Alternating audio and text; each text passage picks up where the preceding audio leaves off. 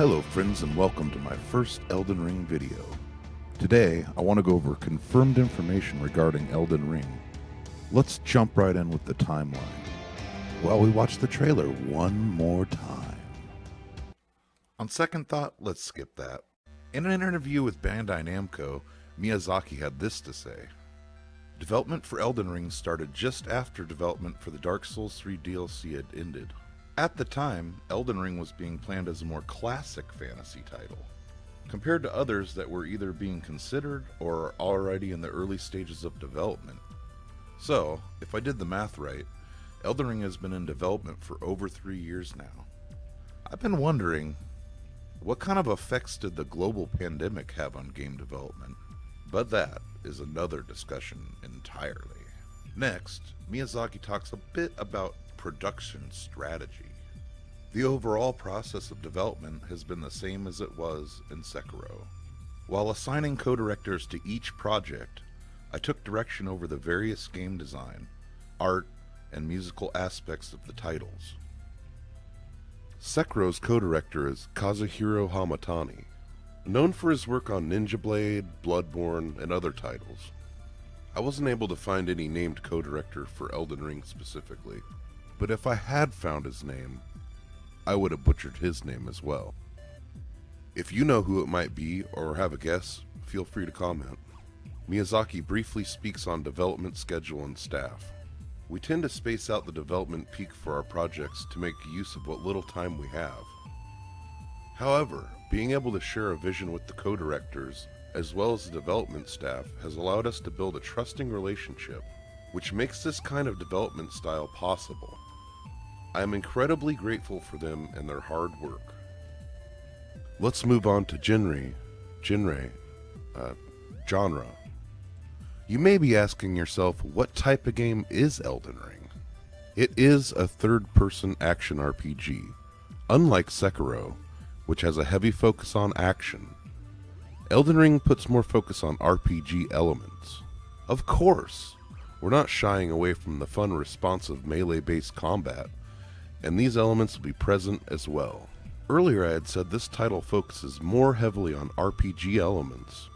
This title will include a wide variety of weapons, magic, and ways to engage enemies that make it possible to provide users with a style of gameplay and strategy that suits them. Even when compared to the Dark Souls series, I believe this title will provide even more variety in the ways for players to overcome challenges and tweak their tactics when facing enemies. Similar to the Dark Souls series, Elden Ring allows players to design and control their own unique character. As I said earlier, this title puts a heavy focus on RPG elements, and we thought this approach would best suit that focus. That all sounded really good, and then it got even better. Elden Ring is a third-person action RPG with a fantasy setting. Gameplay-wise, it's heavily based on Dark Souls. However, that doesn't mean it plays out in the same way. With a more open and vast environment, the way combat plays out becomes fundamentally different. With a larger world, new systems and action mechanics inevitably become necessary.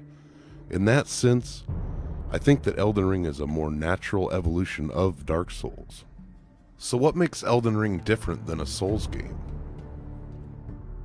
We wanted to create a new dark fantasy action RPG full of things we weren't able to do in the Dark Souls series. If I were to put aside the world full of fresh stimulus thanks to our collaboration with Mr. Martin, I would have to say the biggest difference is it being open world.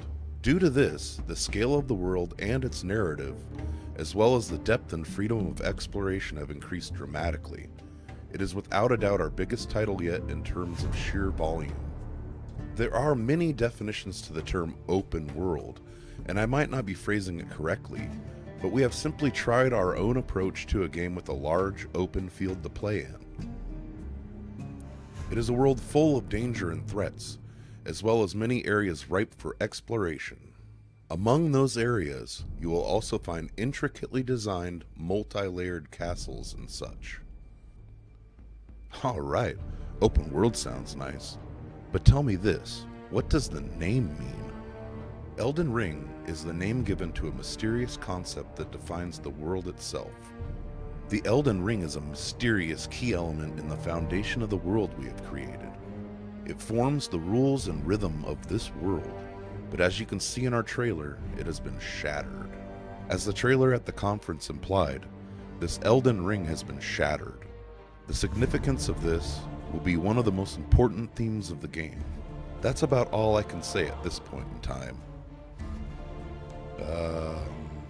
Okay. Fair enough. What can you tell me about level design? Villages will be the dark dungeon-like ruins that you have come to expect from us. Creating a more open game is a big challenge for us. If we were to add towns on top of that, it would become a bit too much. So we decided to create an open world style game focused on what we are best at. For Elden Ring, we're going back to a Western fantasy. The game's themes are very different from our previous works, which means that beauty, justice, and strength will be different once again. That difference has a big impact on our games as a whole. While the narrow and complex dungeons of our previous games were indeed interconnected, Elden Ring's environments will be much more open and vast. The more extensive world will form a base of Elden Ring's gameplay. Its mechanics are designed with that type of environment in mind. Villages will be the dark dungeon-like ruins that you have come to expect from us.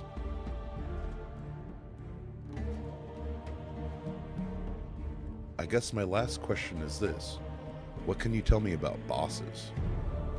Boss fights are something we enjoy making and make up one of the climaxes to this title as well. We feel there's a wide variety of unique and horrifying bosses for players to look forward to. That's it for now. I'll leave the links for the interviews down in the description below. Have fun and stay safe, my friends.